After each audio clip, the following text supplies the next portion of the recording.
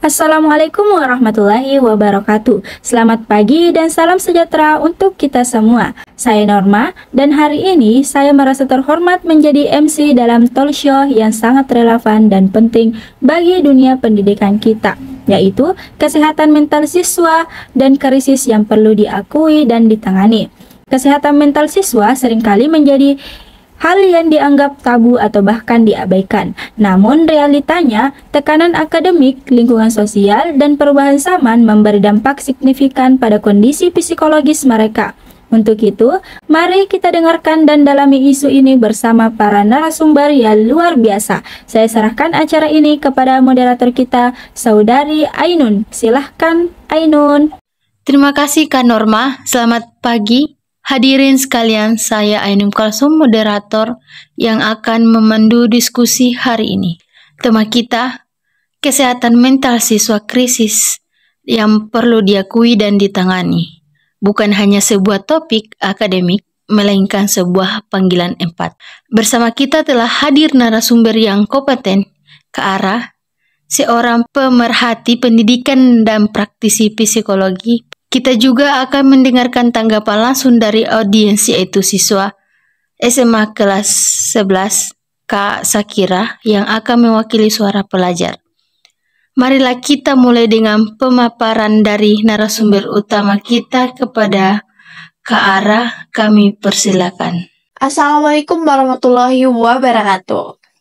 Saya Ara dan hari ini saya ingin berbagi banyak tentang kenyataan yang mulai banyak muncul dalam dunia pendidikan kita, yakni krisis kesehatan mental di kalangan siswa. Fakta nyata di lapangan mengungkapkan bahwa berdasarkan data KPAI pada tahun 2023, lebih dari 65% anak mengalami tekanan psikis akibat beban akademik dan juga sosial. Tidak hanya itu, survei UNICEF juga menunjukkan bahwa 1 dari 3 remaja di Indonesia merasa cemas terhadap masa depan mereka. Nah, yang menjadi faktor pemicu dari hal ini, yang pertama, adanya tekanan dari nilai, ranking, dan juga tuntutan prestasi. Kemudian yang kedua, minimnya pemahaman guru dan orang tua soal kesehatan mental. Tiga adalah masih rendahnya layanan konseling di sekolah, terutama di daerah terpencil. Nah, dampaknya ini dapat berupa burnout, menarik diri dari lingkungan sosial, hingga kasus yang ekstrim seperti keinginan untuk menyakiti diri sendiri. Lantas, apa harapan dan solusi yang dapat diberikan? Yang pertama, sekolah harus menjadi tempat aman dan bukan jadi tempat yang menakutkan untuk para siswa. Yang kedua, kurikulum perlu memberi ruang bagi pendidikan karakter dan juga kesadaran emosional. Ketiga, peran guru BK sangat vital dan harus diperkuat, tidak hanya menjadi penegak disiplin. Dan yang terakhir, perlu kampanye nasional untuk destigmatisasi isu mental health di kalangan pelajar. Mari kita mulai mengakui bahwa ini bukan isu individu, tapi isu sistemik. Demikian yang dapat saya sampaikan, lebih dan kurangnya mohon dimaafkan.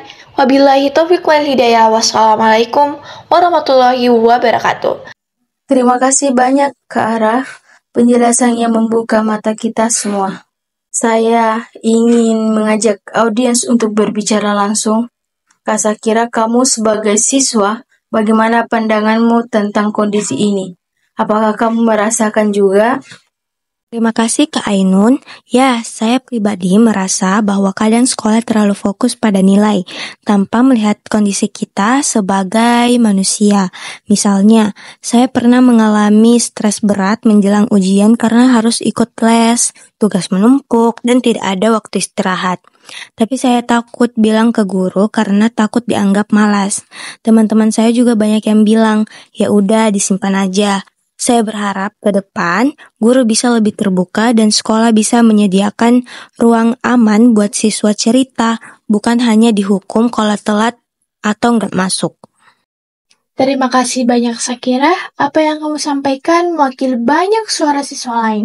Dan justru suara kamu inilah yang harus didengar oleh pembuat kebijakan. Bagaimana sebenarnya langkah yang dibuat oleh pemerintah atau orang-orang di sekitar kita untuk mengatasi ataupun menyikapi kasus yang sudah sering terjadi ini. Luar biasa, diskusi hari ini mengajak kita untuk tidak menutup mata terhadap krisis kesehatan mental siswa. Terima kasih kepada Kak Ara atas materinya dan Kak Sakira atas keberanian berbagi suara. Saya kembalikan acara kepada MC Kak Norma. Terima kasih kepada seluruh narasumber dan peserta.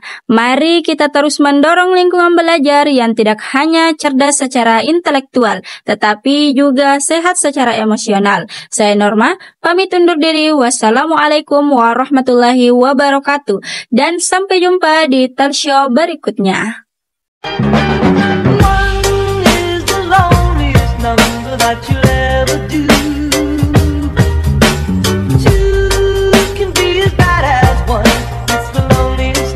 Since